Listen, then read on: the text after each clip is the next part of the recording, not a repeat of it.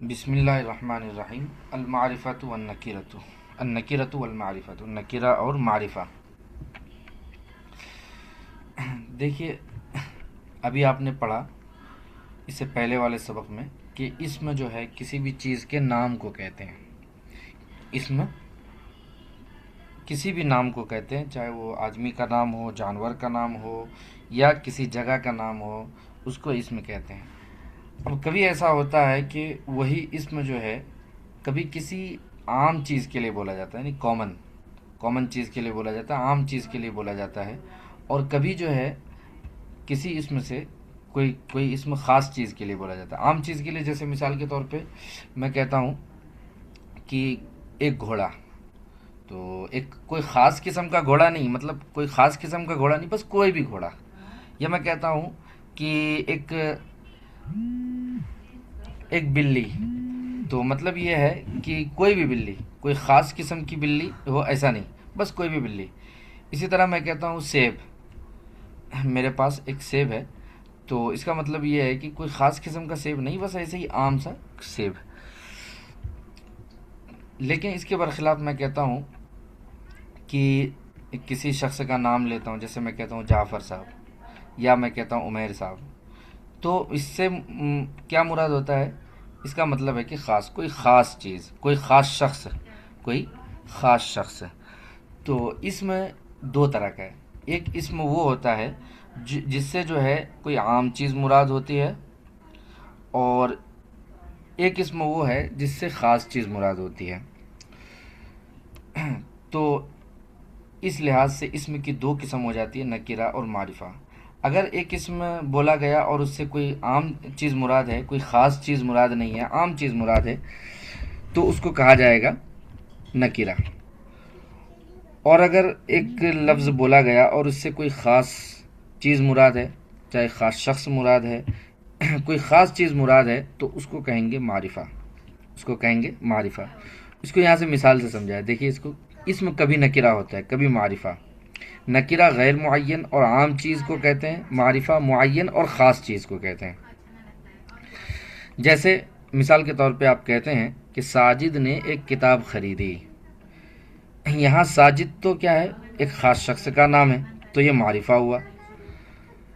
اور ایک کتاب، میں نے کہا ایک کتاب، تو ایک کتاب یہاں کیا ہے؟ ایک کتاب جو ہے یہ ایک کتاب عام ہے، اس سے کوئی خاص کتاب مراد نہیں ہے، یعنی کتاب سے مثال کے طور پہ تسہیل الادب یا آسان صرف، کوئی خاص کتاب مراد نہیں ہے، بلکہ جو ہے عام مراد ہے، عام کتاب، کوئی بھی کتاب، چاہے وہ کوئی بھی کتاب ہو، تسہیل الادب ہو یا کوئی بھی کتاب ہو، بس ایک عام سی کتاب، یہ مراد ہے۔ تو ساجد تو معرفہ ہے کیونکہ وہ ایک معین شخص کا نام ہے، ایک خاص آدمی کا نام ہے، لیکن ایک کتاب جو کہا، یہ ایک کتاب جو ہے نکرہ ہے، ایک کتاب نکرہ ہے کیونکہ اس سے کوئی خاص کتاب مراد نہیں ہے، عام کتاب مراد ہے۔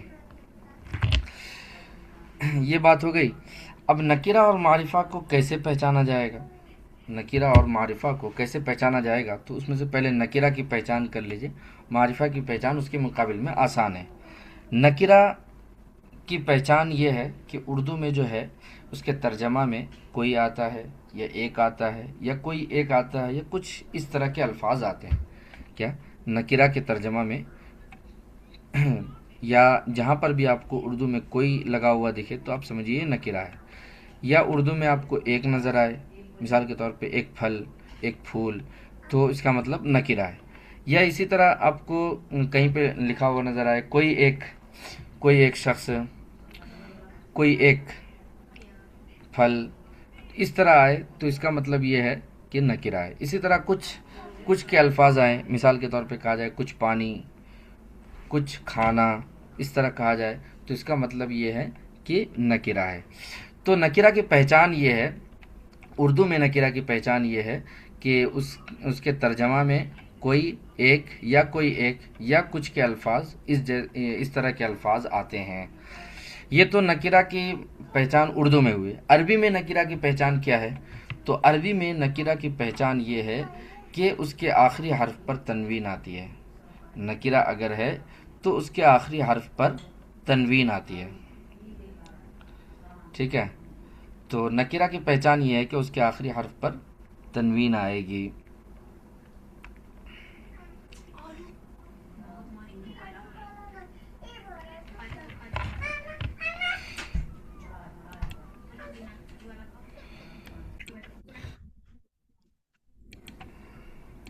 جی اسی کو آگے مثال سے سمجھا رہے ہیں کہ نکرہ کس کو کہیں گے، نکرہ کو کیسے پہچانیں گے آپ. تو اس کی مثالیں دے رہے ہیں. جیسے کتابن، کوئی ایک کتاب، رجل، کوئی ایک مرد، ماء، کچھ پانی، مرسم، کوئی پینسل، غصن، کوئی شاخ، مطر، کچھ بارش، غرفۃ، کوئی ایک کمرہ، حجرۃ، کوئی ایک کمرہ، منضدۃ، کوئی تپائی یا کوئی ڈیسک، عصفور، کوئی ایک چڑیا، ورق، ایک پتا کاغذ، ذبابۃ، کوئی مکھی، عمود، ایک ستون. یہ سب جو ہے، یہ سب جو آپ نے مثالیں دیکھی، یہ ساری کی ساری مثالیں جو ہیں نکرہ کی ہیں. یہ سب جو ہے اس میں سب نکرہ ہے. عربی میں نکرہ کی پہچان یہ ہے کہ اسم کے اخیر میں تنوین آتی ہے. اسم کے اخیر میں تنوین آتی ہے. تنوین آپ نے پڑھ رکھا ہے، 2 زبر 2 زیر 2 پیش کو تنوین کہتے ہیں. تو کسی بھی اسم کے اخیر میں آپ کو تنوین نظر آئے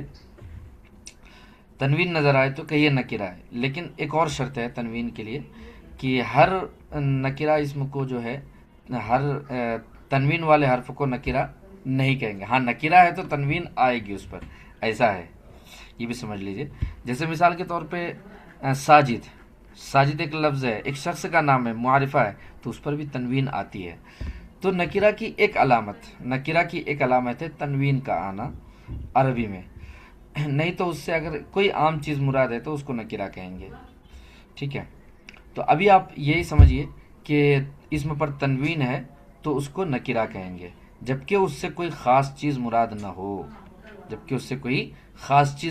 ہو، تب جا کے اس کو نکرہ کہیں گے.